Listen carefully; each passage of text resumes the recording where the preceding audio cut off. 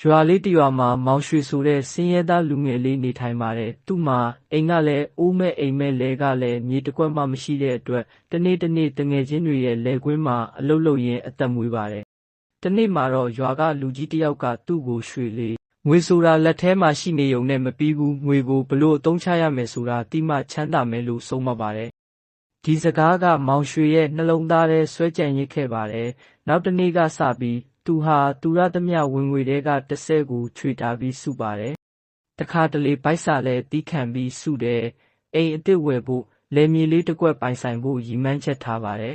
။၃နှစ်ကြာတဲ့အခါသူစုဆောင်းထားတဲ့ငွေနဲ့လယ်မြေသေးသေးလေးတစ်ကွက်ကိုဝယ်နိုင်ခဲ့ပါတယ်။သူဟာစူးစမ်းပြီးလယ်လုပ်တယ်ရိတ်သိမ်းတယ်နောက်ထပ်ငွေတွေထပ်စုတယ်အချိန်တန်တော့သူဟာရွာရဲ့အောင်မြင်တဲ့လယ်သမားတစ်ဦးဖြစ်လာပါတယ်။တနေ့မှာတငယ်ချင်းတစ်ယောက်ကဘလို့လုပ်ပြီးဒီလိုချမ်းသာလာတာလဲလို့မေးတဲ့အခါမောင်ရွှေကပြုံးပြီးပြောပါတယ်။ငွေကိုလက်ထဲမှာပဲစုပ်ထားရင်ရွှေလဲမဖြစ်ဘူးငွေကိုညံနဲ့ထိုးပြီးအသုံးချမှရွှေဖြစ်တယ်တဲ့။ဒီအကြောင်းလေးကငွေကြေးကိုစနစ်တကျစုဆောင်းခြင်းရင်းနှီးမြှုပ်နှံခြင်းနဲ့ဉာဏ်ရှိသုံးခြင်းရဲ့အရေးကြီးပုံကိုသင်ပေးပါတယ်။လူကြီးမင်းတို့အနေနဲ့ရောငွေကိုဘယ်ပုံဘယ်နည်းနဲ့အသုံးပြုပြီးပြန်ပွားအောင်စီမံခန့်ခွဲသလဲဆိုတာခမန့်မှာရေးပေးခဲ့ပါဦး။အဆုံးထိကြည့်ရှုနားဆင်ပေးတဲ့အတွက်အထူးကိုကျေးဇူးတင်ပါတယ်လူကြီးမင်းတို့ကြိုက်နှစ်သက်မယ်လို့မျှော်လင့်ပါတယ်။ Like and share လေးလုပ်ပေးခဲ့ပါဦး